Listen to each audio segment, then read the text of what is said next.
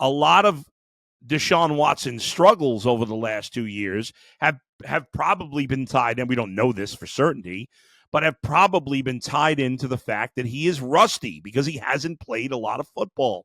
He's played 11 full football games in the last 3 seasons out of a possible 51. That's about 20%, not to mention all the time he's missed in terms of practice, potentially preseason, off-season activities, the injuries and suspension, but mostly injuries have played well, I shouldn't say mostly injuries because the first year it was him holding out. It's still in Houston. The second year it was more suspension, and then this past season it was injury. So there's been 3 different reasons or 3 biggest factors in each of the 3 seasons that he has either not played or played very little. And now as he tries to get his career back on track, this season, a season where the Browns are capable, with him playing well, of winning a Super Bowl. I was about to say World Series.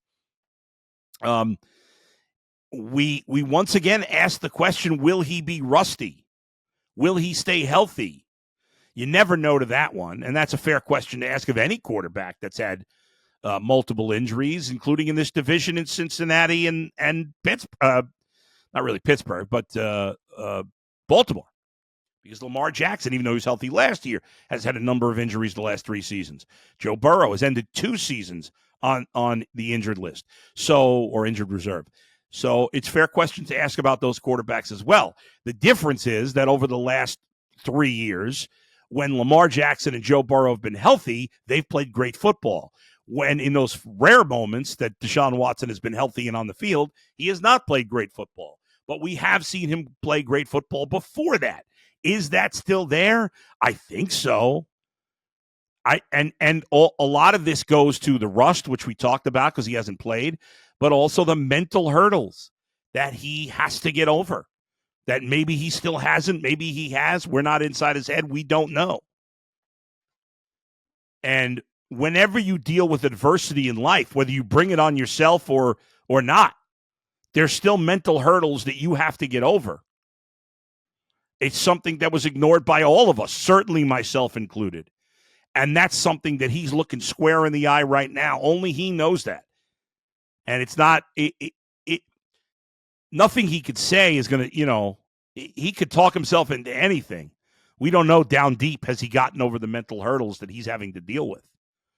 Because you would think when you look at Deshaun Watson, not even being 30 years old yet, that there's no reason from a physical standpoint that he can't still play at an elite level. Deshaun Watson will turn 29 right as the season starts next month. He is in the prime of his career. He is still an excellent athlete.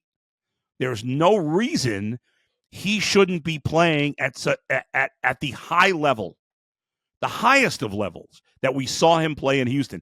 And I know it's easy at this point for people to roll their eyes when we mention how he played in Houston, or be frustrated, or say, "Shut up, Adam! I don't care. He hasn't played that way here." Or you might be the opposite, saying, "He's played better than you're giving him credit for." No, he's not, but he can. I haven't given up on Deshaun Watson yet. I know some people have. I think most people have not.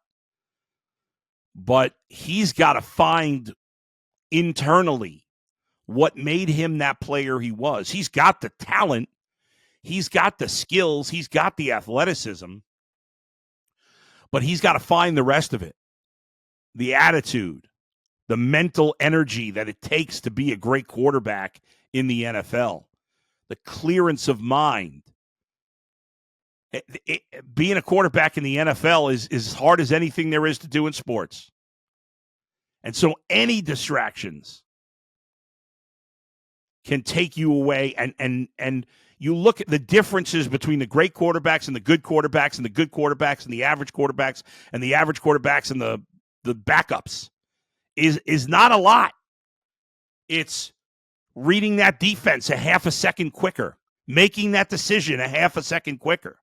This could be the difference between completing 72% of your passes and 58%. It really can. Everything is in milliseconds. The differences.